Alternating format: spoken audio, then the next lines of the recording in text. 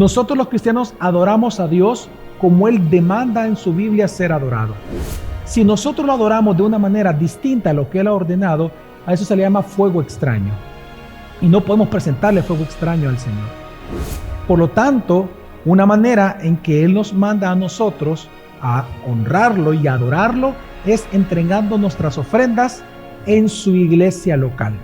Es decir, donde tú te alimentas, donde tú escuchas la palabra, donde tú eres edificado por la palabra de Dios en comunidad con otros, no en línea, ojo con eso, porque eso no es congregarse, en comunidad, donde Dios manifiesta su nombre en la congregación, ahí uno entrega las ofrendas. Así que cuando usted da, hermano, usted tiene el privilegio de proveer recursos a su iglesia local para que el evangelio de Jesucristo corra en este país llamado El Salvador y fuera de aquí también. Amén, hermanos. Así que como Cristo se entregó libremente, generosamente, sacrificialmente, según sus riquezas, hermano, así también nosotros entreguémonos a Cristo en el lugar donde somos alimentados a través de nuestras ofrendas generosas.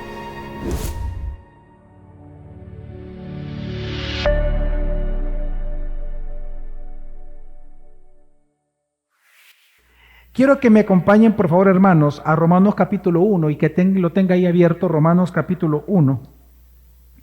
Y vamos nosotros a hablar en esta serie del amor fraternal, que es lo que estamos hablando, de cómo practicar el amor fraternal, cómo practicar el amor entre hermanos.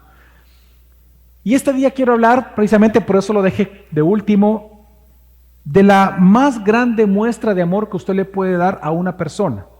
La más grande muestra de amor de todos los sacrificios que un cristiano puede hacer para amar o mostrar su amor por otra persona, no hay amor más grande que evangelizarlo, que compartir el evangelio de nuestro Señor Jesucristo.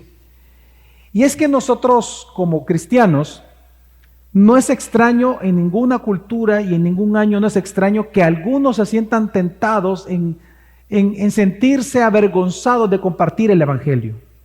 Hay momentos como los actuales en donde la historia ha demostrado que el ataque es tan frontal hoy en día hacia la persona que habla del evangelio, hacia los cristianos, que muchos se ven tentados en sentirse avergonzados.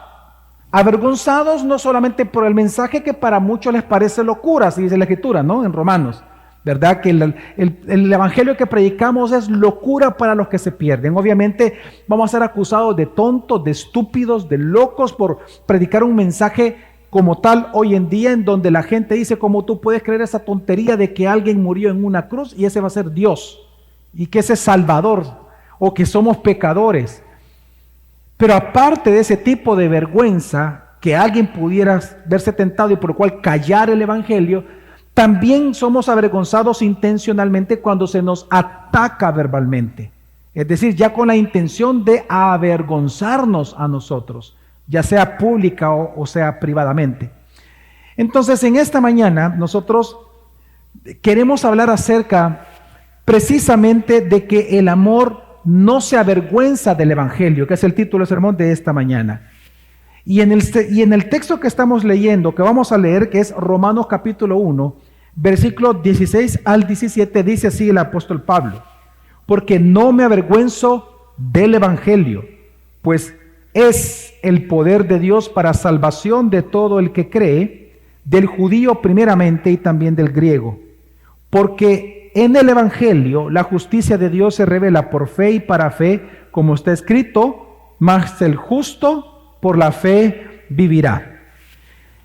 En el tiempo en que el apóstol Pablo, hermanos, escribió Romanos, es un tiempo bastante especial porque él nunca había visitado Roma. De hecho, históricamente no se sabe si algún otro apóstol previamente a la visita de Pablo también había visitado o no Roma. No se tiene eso. Se cree que nadie había visitado Roma, es decir, a los cristianos en Roma, a la iglesia en Roma, en un periodo aproximado de 10 años.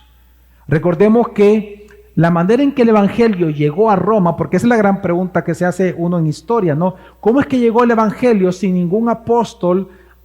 Hay registro que por 10 años visitó la iglesia de Roma. ¿Cómo surgió el evangelio ahí? ¿A quién Dios envió? Lo que se cree, y es lo lógico porque es lo que ocurría en aquel momento cuando vino Pentecostés, y recordemos de que se convirtieron en Jerusalén muchas de estas personas, recuerden que eran peregrinos, varios de ellos regresaron a sus lugares de origen. Entre estos estaban las personas que vivían en Roma. Cuando ellos regresan a Roma, ellos comienzan a compartir la enseñanza con sus familiares. Recordemos, hermanos, y es importante recordar esto, recordemos que en aquel momento en Roma no eran iglesias de miles de personas. Las iglesias eran iglesias pequeñas, estamos hablando de reuniones en casas. Entonces, es importante entender que estas personas que escucharon el evangelio y se convirtieron en Jerusalén, al regresar a Roma comienzan a hablar. El problema, como suele suceder, sucede aquello del teléfono descompuesto, ¿verdad? Si yo digo aquí una frase a una persona, aquí a mi hermana que está aquí sentada, yo le pido que recorra esta frase hasta el final, el último allá, lo más seguro es que lo que yo dije a ella no va a ser lo que va a llegar allá. ¿Sí o no, hermanos? ¿Quién ya ha jugado eso? ¿Quién lo ha probado en las empresas? Ok, pues ¿usted se imagina lo que 10 años después estaban enseñando estos hermanos? Sin la dirección de un pastor. Entonces, por esa razón, el apóstol Pablo, él escribe la carta a los romanos. Él escribe precisamente para adoctrinarlos, y por eso es que es la carta que contiene casi todas las doctrinas, bueno, todas las fundamentales las contiene, pero todas las doctrinas que un cristiano puede o necesita saber y creer están en la carta a los romanos. Y por eso es impactante esta carta. Parece un compendio teológico, porque uno comienza a leerla y es doctrina tras doctrina, verdad tras verdad. ¿Por qué? Porque era precisamente para adoctrinar la iglesia en Roma. Entonces, ahora Pablo, él dice en su evangelio, perdón, en su carta, dice, porque no me avergüenzo del evangelio. Pablo quería visitar Roma. Si usted lee el versículo anterior en su Biblia, por favor, yo no lo leí, pero si usted lee el 15, el 14, el 15, él dice que él quiere ir a visitarlos. Ese es el deseo de él. Él quiere ir a visitarlos, a los cristianos, para compartir el evangelio, compartir las doctrinas del evangelio, el alcance del evangelio, los atributos del evangelio, compartir la naturaleza del evangelio, es decir, toda la doctrina. La pregunta es, ¿por qué? ¿Por qué Pablo quería visitar Roma, a la iglesia de Roma, exclusivamente para compartir el evangelio? ¿Por qué? Y él dice, porque no me avergüenzo del evangelio. Por eso quiero visitarlos, porque no me avergüenzo. No me avergüenzo del evangelio por dos razones. Porque es poder de Dios para salvación de todo aquel que crea, primeramente los judíos, luego los griegos. Y en segundo lugar, porque en ese evangelio, en ese mensaje que uno predica, dice que se manifiesta la justicia de Dios, se revela por medio de la fe y para la fe. Como está escrito, mas el justo por la fe vivirá. La razón entonces por la cual Pablo quiere visitarlos es porque él no se avergüenza del evangelio. Y es que, hermanos, razones tenía Pablo para en algún momento sentirse avergonzado del evangelio. Si alguien tenía razón humana, egoísta, suficiente para sentirse avergonzado o no querer predicar el evangelio, hubiera sido el apóstol Pablo. Porque por predicar el evangelio, Pablo, por ejemplo, fue encarcelado en Filipo. Y hermano, perdónenme, pero no era la cárcel de nuestros países. Estamos hablando de una cárcel antes de la Edad Media. Él fue encarcelado en Filipo. Fue expulsado de la ciudad de Tesalónica por predicar el evangelio. Él tuvo que ser sacado en secreto para no ser capturado en Damasco. Y no solamente en Damasco, también en Berea. Tuvo que ser sacado en secreto por la noche por los hermanos para no ser capturado. Por predicar el evangelio, él fue escarnecido en Atenas. Fue burlado tanto que él quedó triste después de esa noche. Él fue considerado como un loco en Corinto cuando él llegó a predicar el evangelio la primera vez. Es más, él fue declarado como ateo por no creer en los dioses que creían los romanos. Él fue declarado como blasfemo, como transgresor de la ley de Moisés en Jerusalén. Varias veces lo intentaron apedrear y una vez lo apedrearon en Listra. Lo apedrearon y dejaron de tirarles piedra porque pensaban que ya estaba muerto de tanta sangre que él estaba derramando. todo por predicar el evangelio. Así que si alguien tenía una excusa humana y egoísta de decir, mejor ya no predico el evangelio, era Pablo. Pero también los cristianos. Los cristianos tenían motivos para sentirse tentados en avergonzarse del evangelio. Recordemos que los paganos, es decir, todos los paganos de Roma creían que los cristianos eran ateos por no seguir el panteón griego de adoración a estos falsos dioses. Ellos creían también, los paganos, que el cristianismo era una religión de caníbales. Ellos incluso en la cultura romana consideraban a los cristianos como tontos y estúpidos a nuestros hermanos. En 1 Corintios 1:18 dice, porque la palabra de la cruz es necedad para los que se pierden, pero para nosotros los salvos es poder de Dios. La palabra necedad en griego es necio, es cierto, pero también tonto y loco. Pero el sentido de la palabra, es decir, el uso de la palabra en ese momento era de un pensamiento ridículo. Es decir, para la cultura griega, para la cultura romana, creer en el mensaje de alguien crucificado y decir que ese era Dios y que es un Dios salvador de pecados humanos, era ridículo. Era un pensamiento ridículo, y por eso a nuestros hermanos de aquel momento eran acusados de tontos y estúpidos. Esto está representado, por ejemplo, en un grafito, el grafito de Alexámenos. Yo creo que algunos de ustedes lo han visto, el grafito de Alexámenos. Es un grafito encontrado precisamente, es de la época de Roma, ya de los cristianos, en donde aparece una cruz, en donde hay una persona arrodillada frente a la cruz, pero en la cruz no está crucificado ningún hombre, sino que han puesto un burro, burlándose de Jesús y burlándose del cristianismo. Y es impresionante ver eso, porque era la manera en que ellos ridiculizaban y bulleaban a nuestros hermanos de aquel momento.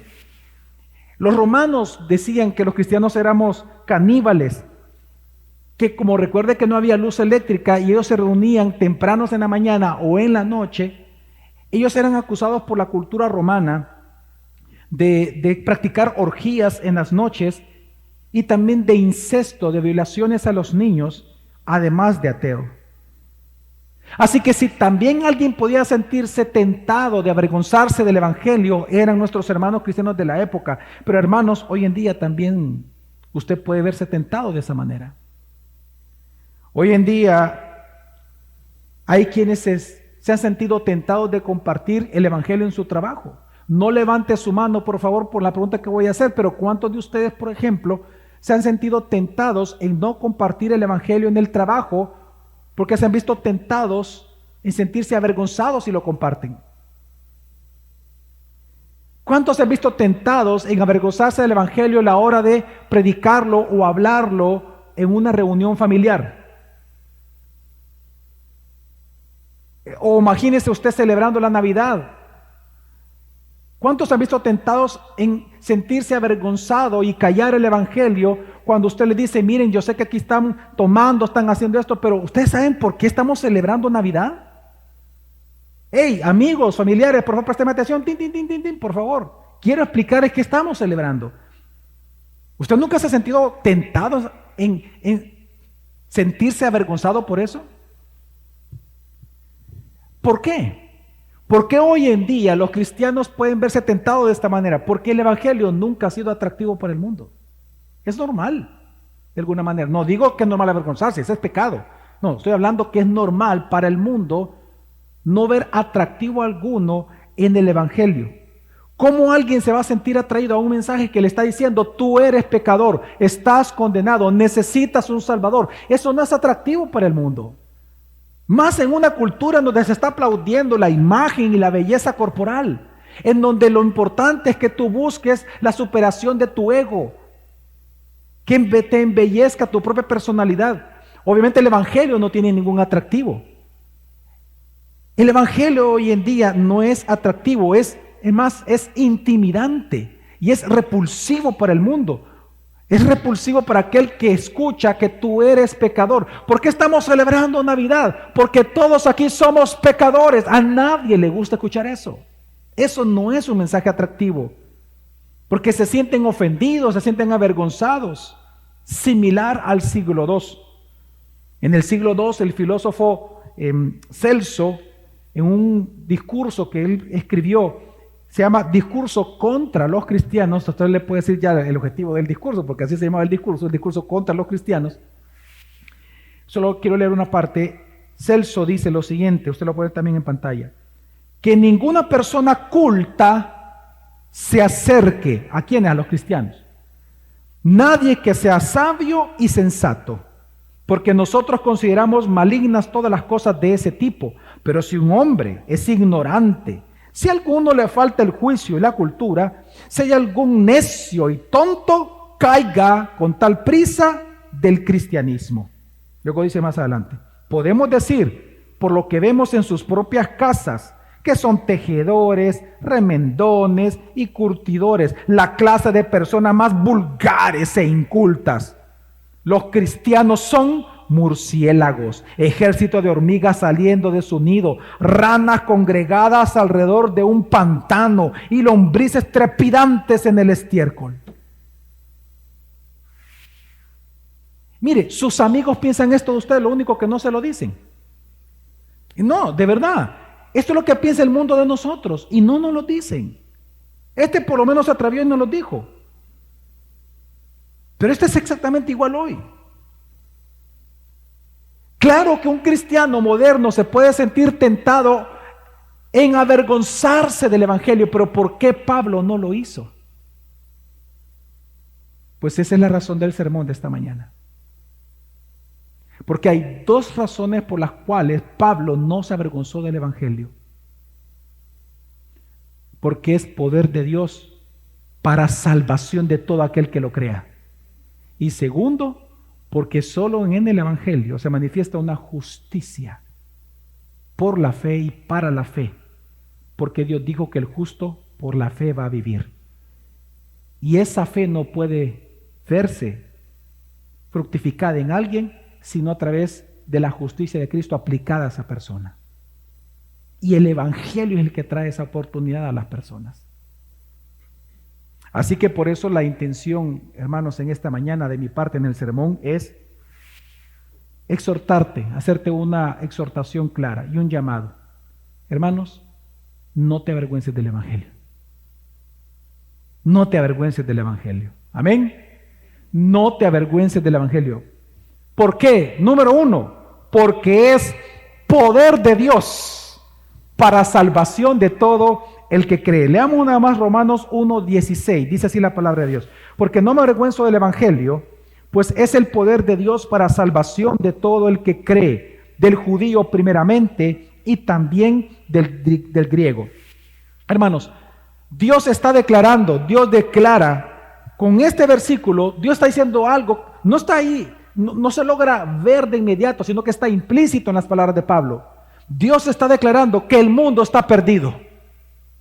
Que el mundo está perdido y que el mundo necesita salvación. Que el mundo entero está bajo condenación. Que todos somos pecadores. Y que el único que puede salvar a la humanidad resulta que es Dios mismo. ¿Y cuál es el medio que Dios ocupa para salvar? A Jesucristo. ¿Y cómo es que la gente se entera o accesa a este medio? Por medio de escuchar y poner su confianza en el mensaje del evangelio. De poner su confianza en la obra de Cristo que le es predicado en el evangelio. Dios está declarando, hermanos, que el mundo está bajo condenación y que el único que lo puede salvar es Dios mismo por medio del poderoso evangelio de Jesucristo. Ese es el gran problema, hermanos, hoy en día en el mundo. El problema es el pecado del ser humano. ¿Ya se dio cuenta usted cómo las palabras de Jesús se están cumpliendo también en esta época? Porque cielo y tierra pasará, mas mi palabra, dijo él, no pasará. Actualmente hay maremotos, hay huracanes, hay tifones, tal como lo dice la Escritura. Hay enfermedades, plagas, se dice en la Escritura, y van a haber plagas. Estamos en una pandemia todavía, considerada así aún por la ONU, dice que todavía es peligroso. Hay guerras y también rumores de guerra. Ahorita el rumor es la guerra, una tercera guerra mundial. pero hay una guerra también que se está librando. Pero ¿sabe por qué se da todo eso? El problema realmente de la humanidad entera es su propio pecado. Ese es el problema del ser humano. Por eso el ser humano es infeliz, porque se siente culpable. Y por su propia culpa es que se equivoca. Porque se siente culpable, falla. Por el mismo pecado destruye en lugar de construir. Porque está muerto en delitos y pecados. Ese es el gran problema de la humanidad, su propio pecado. Mire nuestro país. Nadie aquí en El Salvador, me refiero fuera de los cristianos, nadie está satisfecho con cómo es. Hoy en día, mire, de verdad, y más que todo en este último año, se observa cuando uno sale, no sé, uno observa ese frenesí por los cambios estéticos. Es impresionante de saber cómo ahora está en boga, bueno, hace años estaba, pero hoy es mucho más, ese frenesí por cambios estéticos, por un culto a la imagen propia, por un rechazo obviamente a los estándares de belleza antiguos, y cómo realmente hoy en día hay un frenesí por un cambio de belleza, pensando que eso es un cambio de personalidad. La gente ya no está satisfecha consigo mismo. Está la insatisfacción que vemos acá en nuestro país, incluso están tan insatisfechos con lo que tienen, que usted por eso ve adicción en las compras en muchas personas. Usted ve el nivel de consumismo que hay en muchos. La diversión de muchos es ir a vitrinear, dicen. Es ir a codiciar, es satisfacer su codicia. No te basta un par de zapatos, necesitas 30, uno para cada día. No estás satisfecho. Y eso es algo real que está viviendo en nuestro país. Hay una adicción a las compras, al materialismo, hay codicia, envidia. Bueno, de hecho, ese es el éxito detrás de las redes sociales. Hace poco estaba viendo una imagen que me pareció graciosa. Decían los 7 pecados, decía, y las 7 redes que lo promueven, ¿verdad? El Facebook es la envidia, el no sé qué. Y gracioso, porque cada una de las redes realmente promueve algo en el hombre pecador. Unos promueven la lujuria, otros promueven el consumismo, otros promueven la envidia, y así diferente. Otro es la gula, ¿verdad? Como Hugo y Globo y otras cosas más, ¿verdad? O sea, es gracioso ver todos esos gráficos. Pero entendamos que el mundo mismo está insatisfecho consigo mismo. Nadie está satisfecho con su vida. Ese es el éxito de las redes. Nadie está satisfecho con su vida de tal manera que quiere ser libre de su propia culpa. Por eso no está satisfecho.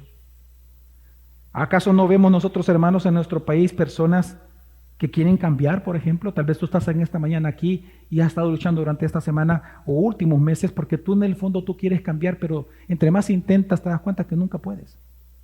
Y esa es tu frustración de vida. Y por eso tú dices que la religión no sirve, que Cristo no sirve, que nada sirve, porque has intentado, has probado, te has bañado en ruda, te has bañado con, no sé, te pones escapularios, te pones no sé cuántas cosas, y tú intentas cambiar y no cambias. Y eso genera más frustración.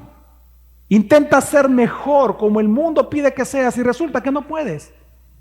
Quieres sentirte menos culpable y resulta que te sientes más culpable. Quieres ser mejores y resulta con el tiempo que eres peor que antes. Y tú confías en las soluciones del mundo. Tú comienzas a confiar en las promesas de riqueza y te das cuenta que no funcionan. Tú comienzas a confiar en las prácticas de brujería y te das cuenta que no funciona.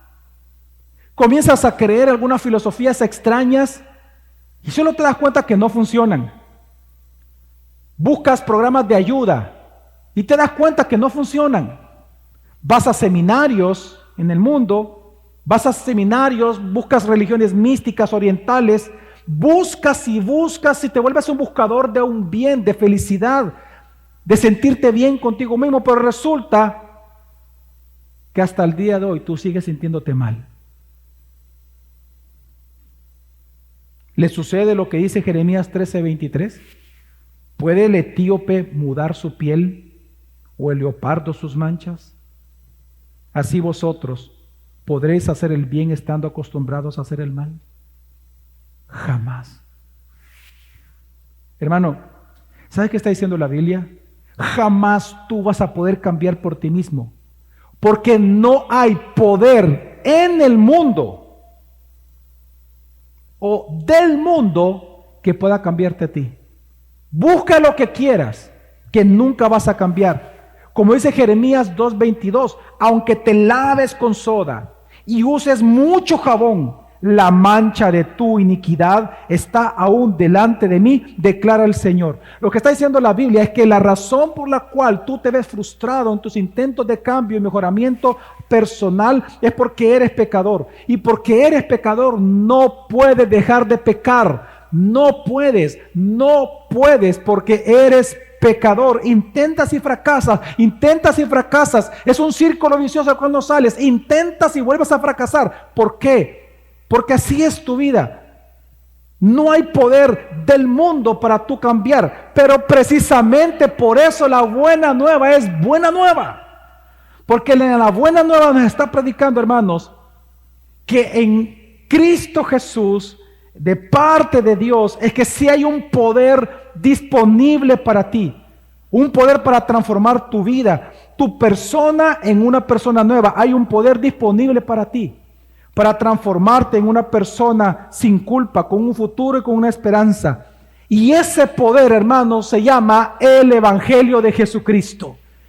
Pablo no está diciendo, fíjate bien lo que no está diciendo Pablo. Pablo no está diciendo, el Evangelio te trae poder.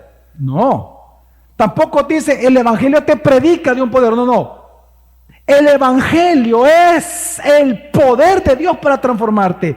Es el poder de Dios para cambiarte. Es el poder de Dios para salvarte. Es el poder de Dios para levantarte, para perdonarte, para quitar tu culpa, quitar tus manchas. Porque sí hay algo, hay un poder que te quita todo el pecado. Y este es el poder del Evangelio. Para todo aquel que lo crea. Pero el poder está disponible para ti. Y por eso es una buena nueva. De hecho, la palabra, fíjate en lo que dice el versículo, porque no me avergüenzo del Evangelio, pues es el, ¿qué? Poder de Dios. Ahí la palabra poder todos nosotros la conocemos. Es la palabra en griego dunamis, de donde viene la palabra dinamita.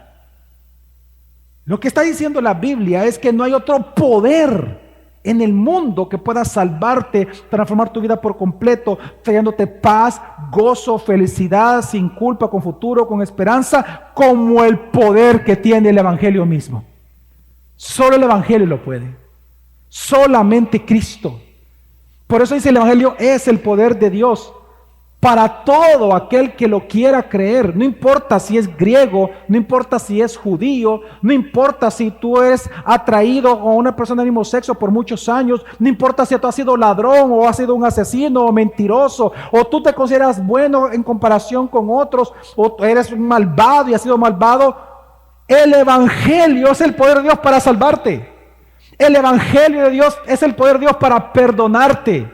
El Evangelio de Jesucristo es lo que te va a limpiar. La sangre de Cristo, predicar el Evangelio, la sangre de Jesús es lo que limpia tus pecados. Es el Evangelio que tiene tal poder. No hay nada más en el mundo. ¿Quieres que te lo diga teológicamente, doctrinalmente? Solo hay dos agencias de salvación: el Evangelio y el Espíritu Santo. Son los dos que actúan para salvar a una persona. Y eso es lo que está diciendo Pablo. El Evangelio en sí mismo es el poder de Dios para salvación. Y por eso él no se avergüenza de predicarlo. Por eso no se avergüenza de hablarlo. No importa que le digan que es un loco, que es un tonto. Si él ama a las personas, él le va a predicar el Evangelio. Porque no hay mayor amor que ese, que dar la vida por sus amigos. Si yo amo a mis hijos, yo quiero evangelizarlos. Yo quiero que se salven. Yo quiero salvación de aquellos que yo amo, como también yo quiero salvación de aquellos a los cuales yo puedo compartirles el Evangelio. Así que lo único que puede quitarte a ti la culpa de pecado, la condenación eterna, es Jesucristo. Amén. Cuando tú crees en su Evangelio. Y es que dice Mateo 1:21, y llamará su nombre Jesús. ¿Sabes? Estas palabras que voy a leer son las palabras que el ángel Gabriel le dijo a María cuando le anuncia la concepción de Jesús en su vientre, de manera milagrosa. El ángel le dijo lo siguiente: y le pondrás por nombre Jesús. Y le dice ¿por qué? ¿Por qué el nombre de Jesús? Dice: y llamará su nombre Jesús, porque Él salvará a su pueblo de sus pecados. Romanos 16:20 dice: y el Dios de paz aplastará en breve a Satanás debajo de vuestros pies. Romanos 8:1-2 dice: ahora pues ninguna condenación hay para los que están en Cristo Jesús, porque la ley del Espíritu de vida en Cristo Jesús te ha librado de la ley ¿de qué? Del pecado y de la muerte. Hermano, el Evangelio es el poder de Dios para salvación. El Evangelio es lo único que puede salvar a tus hijos, a tu esposa, a tu esposo, a tu jefe, a tus empleados, a tu compañero de trabajo, a tu vecino, al cajero que está en un supermercado, al que está en una gasolinera. Es el Evangelio, no hay nada más. Por más que se bañen en ruda, por más que visiten no sé, prácticas esotéricas, no van a cambiar. Como un leopardo no puede cambiar sus rayas, por más que lo bañen y le echen lejía, no va a cambiar.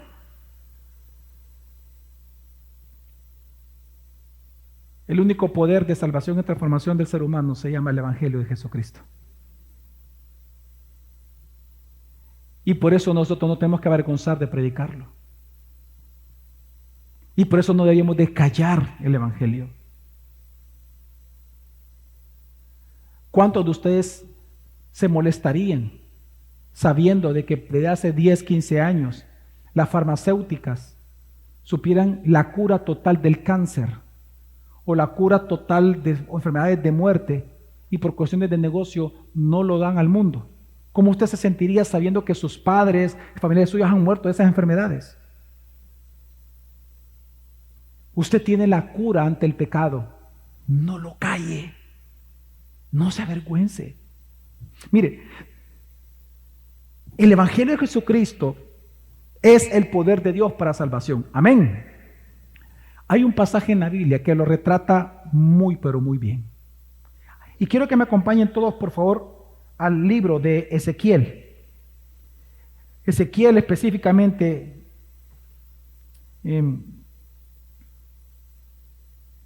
Jeremías, Lamentaciones, Ezequiel, para que lo encuentre. Ezequiel capítulo 37. ¿Usted quiere ver cuál es el poder que tiene el Evangelio? Pues la Biblia, Dios en su bondad nos da un retrato pintoresco de cómo el Evangelio tiene tal poder de transformación. Y es precisamente la historia que se nos narra en Ezequiel 37 del Valle de los Huesos Secos. Varios de ustedes lo han escuchado, otros lo han leído. Vamos a Ezequiel capítulo 37. Y vamos a leer, para comenzar, versículo 1-3.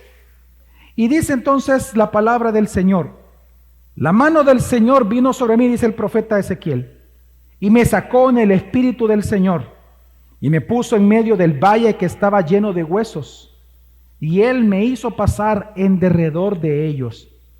Y aquí eran muchísimos sobre la superficie del valle, y aquí estaban muy secos. Y Él me dijo: hijo de hombre, ¿vivirán estos huesos? Y yo respondí: Señor Dios, tú lo sabes. Detengamos por ahí por un momento. Esta es la pregunta que tú puedes hacer de tu cónyuge después de estar 20, 30 años casado con él y no se ha convertido. Esta es la pregunta que tal vez tú tienes con respecto a tu jefe o a tus empleados o cualquier persona o al vecino. Dice: ¿vivirán estos huesos? Esa es la gran pregunta. Esta es la pregunta más importante. ¿Acaso una persona muerta puede volver a vivir? ¿Acaso tu esposo o tu esposa realmente puede convertirse después de tantos años? ¿Acaso tus familiares con los que estás reunidos en los días de fiesta, acaso pueden vivir? Esa es la pregunta. Y la respuesta del profeta es: No lo sé, Dios, tú lo sabes. Y tal vez esa es la pregunta que tú estás haciendo. La pregunta que yo hago ahora es, ¿qué respondió Dios? Sigamos leyendo, versículo 4 en adelante, y dice, entonces me dijo, profetiza sobre estos huesos. ¿Cuál fue la orden? ¿Sabe cuál es el equivalente de eso ahora? Evangeliza. Háblales, proclámales, habla a los huesos secos, habla al que es inconverso, habla al que tú crees que no se pueda convertir, a él háblale, no te avergüences del evangelio, háblales. Es lo que está enseñándole Dios al profeta, y le dice por qué. Dice la palabra del versículo 4. Entonces me dijo, profetiza sobre estos huesos y diles, huesos secos, oíd la palabra del Señor. ¿Qué es lo que hay que oír? La palabra del Señor, el evangelio. Y dice, así dice el Señor Dios a esos huesos, he aquí, haré entrar en vosotros espíritu y viviréis. Y pondré tendones sobre vosotros, haré crecer carne sobre vosotros, os cubriré de piel y pondré espíritu en vosotros y viviréis. Y sabréis que yo soy el Señor. ¿Qué hizo el profeta? Dice, profeticé. Pues como me fue mandado, y mientras yo profetizaba, hubo un ruido y luego un estremecimiento.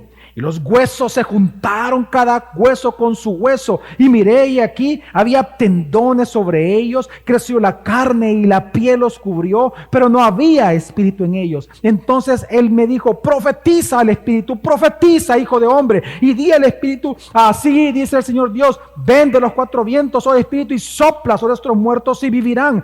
Y profeticé como él me había ordenado. Y el espíritu entró en ellos y vivieron y se pusieron en pie. Un enorme e inmenso ejército.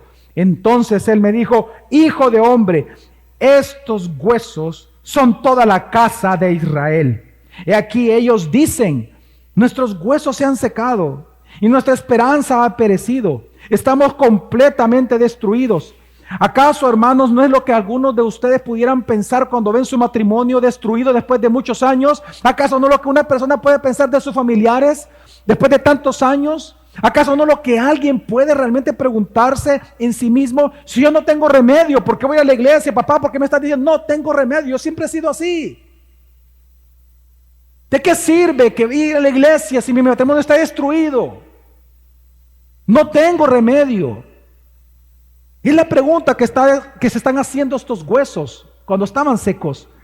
Versículo 11 una vez dice, ellos dicen, los huesos, nuestros huesos se han secado y nuestra esperanza ha perecido. Estamos completamente destruidos. Veamos, esa es la humanidad, sin esperanza. Pero ¿cuál es la respuesta de Dios? Versículo 12, por tanto, profetizo una vez más, habla la palabra. No te avergüences, habla la palabra y diles, así dice el Señor Dios, he aquí, abriré vuestros sepulcros y os haré subir de vuestros sepulcros, pueblo mío, y os llevaré a la tierra de Israel, y sabréis que yo soy el Señor, cuando abra vuestros sepulcros y os haga subir de vuestros sepulcros, pueblo mío. Pondré mi espíritu en vosotros y viviréis. Y os pondré en vuestra tierra. Entonces sabréis que yo, el Señor, he hablado y lo he hecho, declara el Señor. ¿Cuántos dicen amén? Porque esa es tu experiencia y mi experiencia. Esto que estamos leyendo. Nosotros nos encontramos ya en Cristo. Amén. Y nosotros estábamos muertos en delitos y pecados. Nosotros éramos huesos secos antes. Y Dios nos hizo nacer de nuevo. Y nos dio el don de la fe para creer en Él.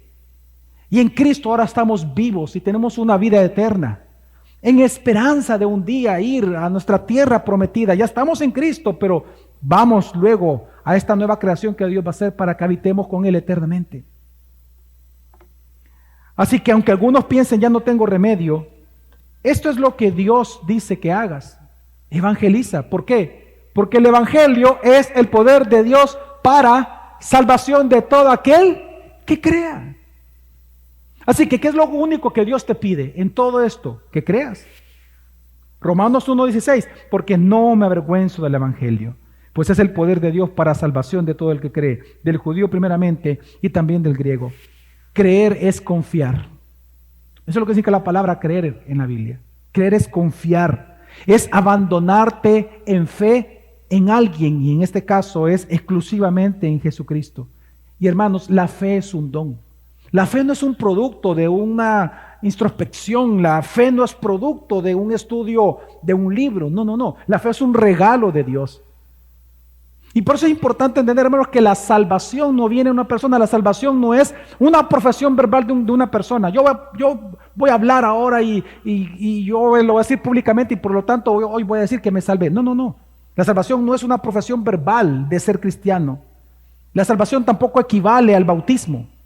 La salvación no es una enmienda moral. La salvación no viene de asistir a la iglesia. La salvación no viene de tomar la cena del Señor. La salvación no es vivir una vida de autodisciplina y de castigo propio. Hermanos, la salvación es creer en Jesús como el Cristo, como el Hijo del Dios viviente. Confiar que Él murió por tus pecados en lugar tuyo, pagando el precio por tus pecados, y que resucitó al tercer día y está sentado a la derecha del Padre, y que un día Él vendrá a juzgar a los vivos y a los muertos, y nosotros estaremos con Él eternamente. Eso es lo que trae salvación, creer en el Evangelio de Jesucristo, creer lo que Él hizo por ti y por mí en la cruz. Eso trae la salvación. Cuando tú crees el Evangelio, entonces se te es aplicado a ti la justicia de Cristo. Se te es perdonado de la condenación eterna. Eres librado de esa muerte eterna. Y la ira de Dios que fue derramada en Cristo, ahora a ti se te aplica no la ira, sino las consecuencias. Es decir, la paz eterna con Él. Así, hermanos, la salvación que implica. La salvación implica, por tanto, una renuncia completa a querer ganarte tú mismo la salvación y depositar nuestra confianza plena en la obra sustitutoria de Cristo en la cruz. Por esta razón es que Pablo, como todos los creyentes, no nos avergonzamos del Evangelio. No nos avergonzamos del Evangelio. No nos avergonzamos del Evangelio.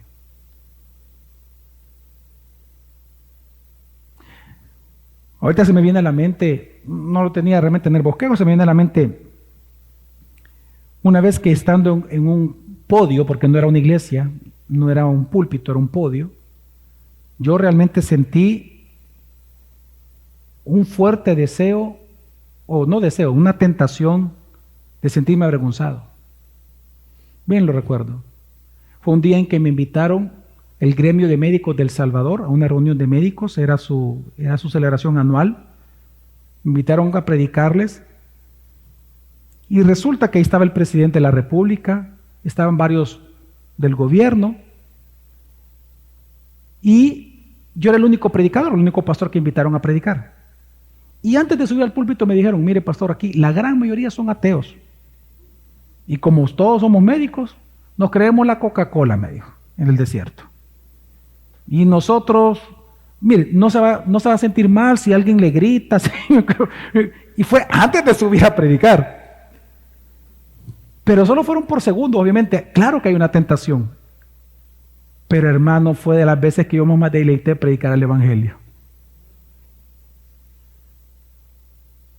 Cada uno va a experimentar ciertas tentaciones.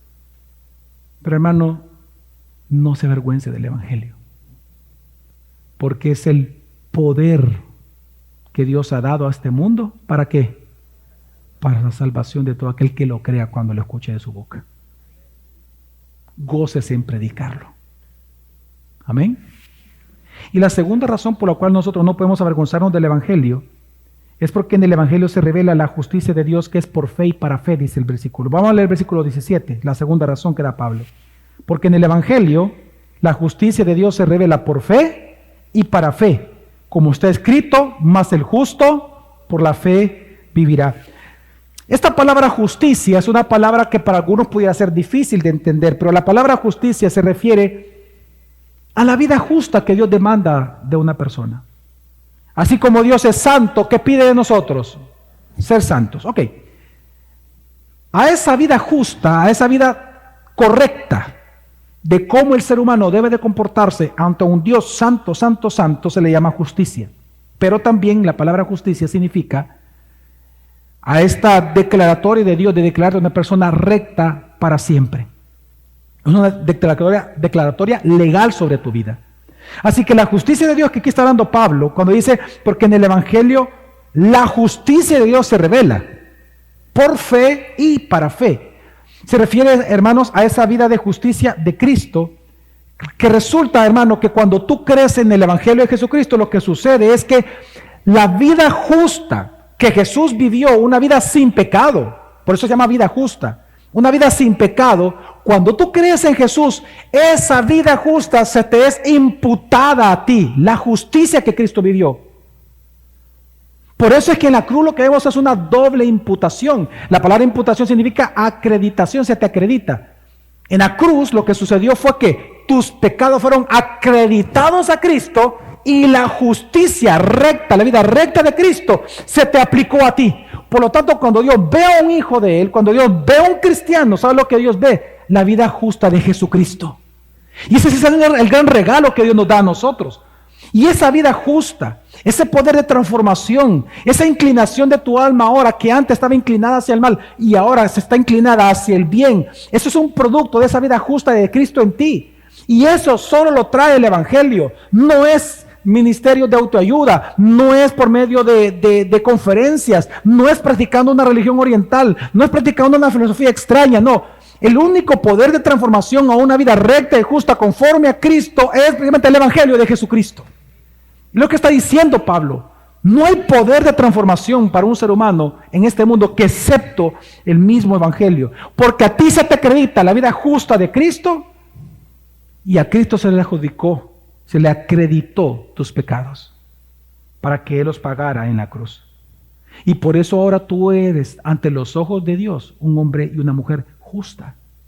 Lo creas o no lo creas, así es. Y más te conviene creerlo. Amén, hermano.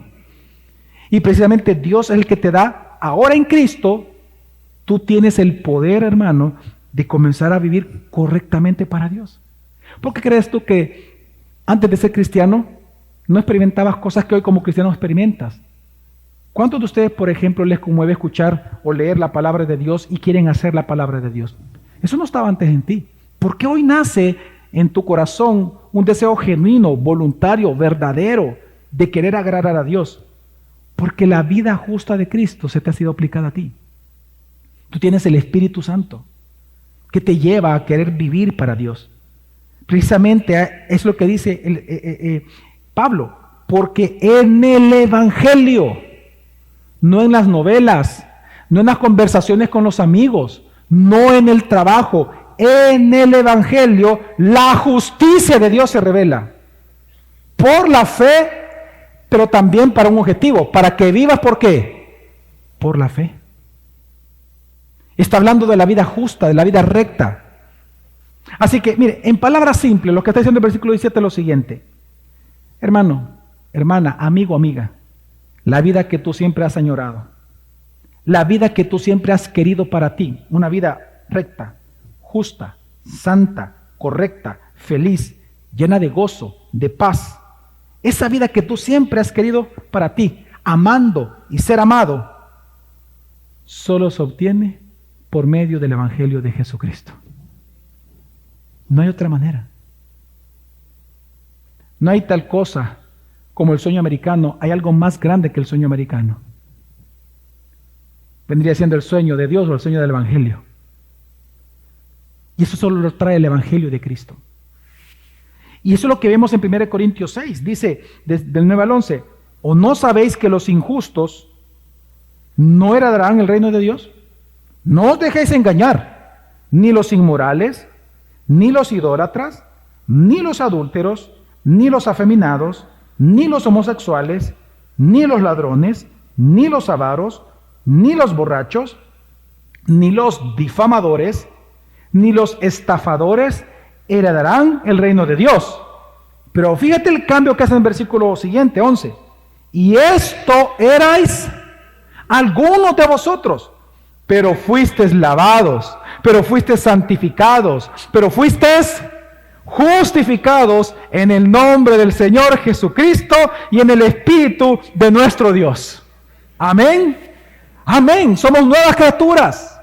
Estamos justos ante los ojos de Dios. A nadie conocemos según su carne, según su pasado.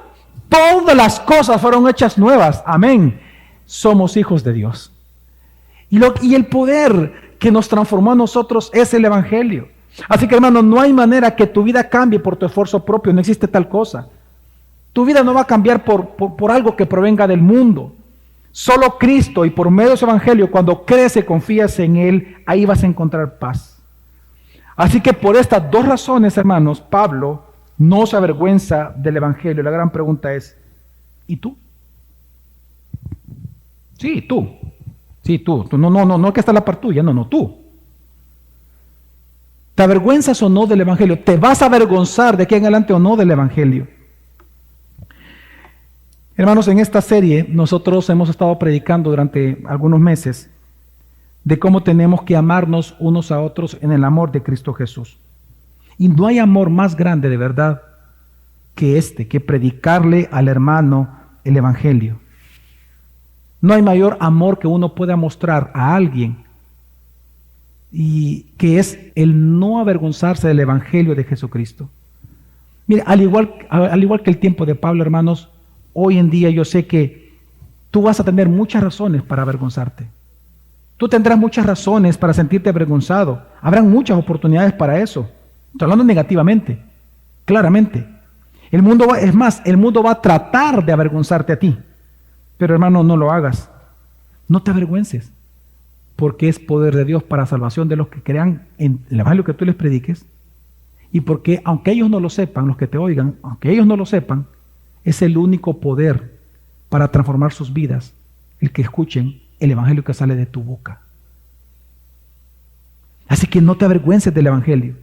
Tú quieres ver una vida transformada en tus hijos. Predica, lee el Evangelio. Estórbale su pecado, pero no te avergüences del Evangelio.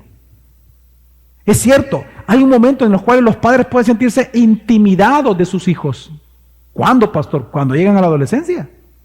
Claramente. Porque ya comienzan a cuestionarte y algunas veces hasta ofenderte. No te avergüences del Evangelio, porque aunque tu hijo no lo sepa, es lo que él necesita.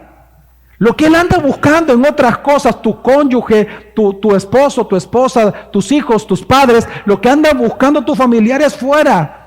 No sé, en las relaciones inadecuadas, en las prácticas inadecuadas, en el alcohol o lo que sea. Ellos no saben que lo que andan buscando se encuentra en el Evangelio, pero tú sí. Por lo tanto, predícales el Evangelio. No te avergüences del Evangelio frente a ellos. Hermano, por amor a Dios y por amor a tu prójimo, predica el Evangelio. Predica el Evangelio, no te avergüences. ¿Sabías tú que esa es la razón por la cual Jesús impulsó a los que te evangelizaron a ti a que no se avergonzaran el día de tu conversión? Es por amor a ti. Ya te pusiste a pensar qué hubiera sucedido si las personas que te evangelizaron se hubieran sentido amenazadas por ti y se hubieran sentido avergonzados del Evangelio. Pero precisamente el Espíritu Santo los impulsó y les ayudó a que no se avergonzaran. ¿Por qué? Porque Dios te amó a ti. Por amor a ti, ellos no se avergonzaron. Por amor a ti, Dios hizo que ellos no se avergonzaran. Por amor a ti. Porque así como hay un pasaje que leímos que retrata el primer punto, así hay un pasaje muy hermoso que retrata eso también en la Biblia. Y es a finales del libro de Isaías. Si usted me acompaña, por favor búsqueme Isaías. Isaías.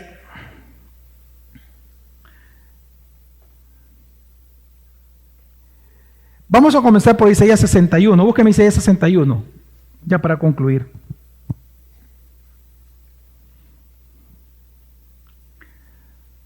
Fíjense que a finales del libro de Isaías aparece un personaje, a mitad del libro aparece un personaje dentro de las profecías de Isaías muy importante, que es el siervo mesiánico, que la Biblia lo identifica, obviamente todos los escritores lo identifican con Jesucristo. Cada vez que usted ve en Isaías el siervo sufriente, el siervo mesiánico, el siervo de la familia de David, el vástago de David, que traería Dios al mundo para redimir al pecador y para inaugurar la nueva Jerusalén. Ese siervo es Jesús, solo que ahí vemos a Jesús o al Hijo preencarnado. Entonces vemos al siervo. Esta figura del siervo, ya en los capítulos finales de Isaías profetizó que este siervo Mesías que vendría, él sería por medio de predicar el evangelio que traería la salvación al mundo. ¿Por medio de qué, hermanos? De predicar el evangelio. Eso está profetizado, por eso es importante predicar. Porque es el poder de Dios de salvación, porque Dios así lo quiso. ¿Dónde vemos eso? En Isaías. Y vamos a leerlos. Isaías 61, 1 al 3. Este es el pasaje que Jesús leyó en Capernaum, en la sinagoga de Capernaum. Y que él dijo, hoy se ha cumplido esta escritura. ¿Cuál es? Vamos a leerla. Isaías 61, dice 1 al 3. El Espíritu del Señor Dios está sobre mí, porque me ha ungido el Señor. Ahí es el Cristo. La palabra ungido. Cristo significa ungido. Es decir, que Dios lo envió al Hijo como el Cristo. ¿Lo iba a enviar para qué? Dice, porque me ha ungido el Señor ¿para qué? Traer buenas nuevas a los afligidos. Me ha enviado para vendar a los quebrantados de corazón, para proclamar libertad a los cautivos y liberación a los prisioneros, para proclamar el año favorable del Señor y el día de la venganza de nuestro Dios, para consolar a todos los que lloran, para conceder a los que lloran en Sión, se les dé diadema en vez de ceniza, aceite de alegría en vez de luto, manto de alabanza en vez de espíritu abatido. Pues este pasaje o parte de él, Jesús lo leyó y él dijo, eso está en Lucas, y él dijo, hoy, este día, se ha cumplido esta profecía de Isaías. Impresionante. Ese día que Jesús lo anunció se estaba cumpliendo la profecía. ¿Y qué se estaba cumpliendo? Y hermano, que Jesús vino a sanar tu corazón herido. Él vino a consolarte, dice aquí. Él vino a darte libertad de tus pecados. Él vino a darte seguridad a los que están afligidos. Él vino a transformar tu tristeza en alegría, tu llanto en gozo, tu estado de luto en un estado de gozo y de alegría. Dios vino a transformarte. Pero ¿cómo vendría la transformación? ¿A través de qué? ¿Cuál es el medio que Dios iba a ocupar? Y él dice, ¿cómo le llama? Las buenas nuevas. Es el evangelio. Es a través del evangelio que Dios dijo. Por eso dice, porque me ha ungido el Señor para traer las buenas nuevas y proclamar, proclamar y proclamar. Dios fue el que quiso. Él mismo inventó que el poder de salvación y el poder transformador para un ser humano viniera por medio del evangelio. Es el evangelio el poder de Dios. Jesús vino a sanar. Jesús vino a recuperarte, vino a salvarte a través del evangelio. Por eso es que la pregunta que hay que hacer al texto es, ¿cómo lo haría? Proclamando las buenas nuevas. Sería por medio del evangelio. Pero mira, hermano, cuando tú lees todo el capítulo 61, te lo dejo de tarea para tu casa, tú vas a ver todas las razones por las cuales Jesús vino. Lo que hace este pasaje es señalar que Jesús vino para esto, vino para esto, vino para esto, para esto. Todo sería por medio de predicar el ¿qué, hermanos? El evangelio. Ahora, pero porque eso es así, mira lo que dice el siervo de ti y de mí en el capítulo 62. Versículo 1, mira lo que dice. Vamos a leer el versículo 1 y nos vamos a saltar por el tiempo hasta el 4. 1 y 4 vamos a leer nada más. Dice, por amor de Sión no callaré. ¿El qué no va a callar, hermanos? ¿El qué? ¿Qué es lo que habló en el 61? ¿Qué no va a callar? El evangelio. Pero nota que es el siervo de Dios hablando. En Isaías se encuentran cuatro cantos del siervo. Este es uno. Aquí es el siervo hablando. No es Isaías, es Jesús en su preexistencia. Y él mismo está diciendo, por amor a Carlos, por amor a Juan, por amor a Marta, por amor a María, por amor a Isabel, por amor a Javier, no voy a callar mi evangelio, no callaré. Y por amor de Jerusalén no me estaré quieto hasta que salga su justicia, no llama la palabra, hasta que salga su justicia como resplandor y su salvación se encienda como antorcha. Versículo 4, nunca más se dirá de ti abandonada, ni de tu tierra se dirá jamás desolada, sino que se te llamará mi deleite está en ella, y a tu tierra desposada, porque en ti se deleita el Señor y tu tierra será desposada. ¿Sabe qué está diciendo el siervo, hermano? Que por amor a ti, hasta el día de hoy, Jesús no calla el evangelio por medio de la boca de todos sus hijos. Por eso yo te dije, ¿qué hubiera ocurrido si la persona que te evangelizó a ti, que Jesús estaba ocupando en ese momento, hubiera callado? Pero ¿sabes por qué la persona que te evangelizó no cayó? Porque Jesús te dice, por amor a ti, no voy a callar, porque te amo. No voy a callar mi evangelio. Por amor a ti, Jesús no calla el evangelio. Por amor a sus hijos, Jesús sigue predicando. Por amor a ti, tus hijos, por amor a tu esposo, por amor. Dice que Él no va a estar quieto hasta que la justicia, la vida recta, esa justificación, esa vida buena ante los ojos de Dios resplandezca. Y tu salvación, dice, alumbre a otros con una vida agradable, santa y admirable delante del Señor. Hermanos, hay una gran noticia esta mañana. Dios te ama. Jesús te ama. ¿Sabes cómo tú puedes de verdad notar el amor de Jesús por ti? Que esta mañana tú viniste a la iglesia y directamente del texto Jesús está diciendo, te amo tanto que te estoy predicando mi evangelio porque es poder mío para tu salvación. Dios te ama. Y mira, cuánto Dios te ama, que hasta cambió tu nombre. ¿Cómo se llama, hermano? ¿Cómo? Rutilio. Pues aquí dice la Escritura, ya no más se va a llamar Rutilio el desesperado, Rutilio el endeudado, Rutilio el traicionado, Rutilio el corazón roto, sino que su nombre ha cambiado en Cristo. Su nombre, ¿cuál es ahora? Mi deleite está en ti. Ese es su nombre ahora delante de Jesús. Rutilio. Mi deleite está en ti. Y así con cada uno de nosotros. Mi deleite está en ti. Mire, qué especial que uno sea el deleite del Dios creador. Mi deleite está en ti.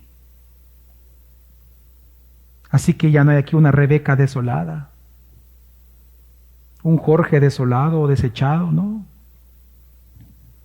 Mi deleite está en ti. Y porque mi deleite está en ti, no voy a callar de enseñarte el evangelio.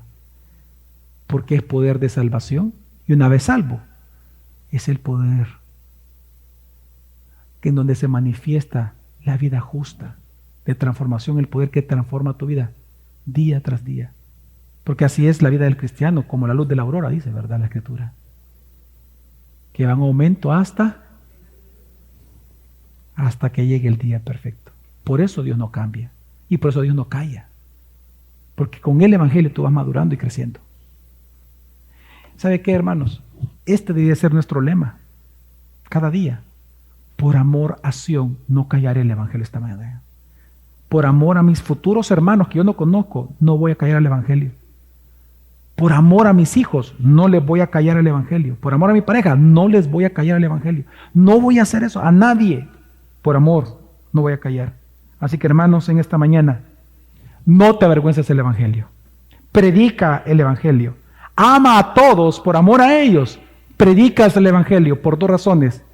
Porque aunque ellos no lo sepan, es el poder de Dios para la salvación de ellos. Y en ese evangelio que tú predicas se revela la justicia de Dios, ese poder transformador de vida, por fe y para fe. Porque el justo, por su fe, vivirá. Vamos a orar.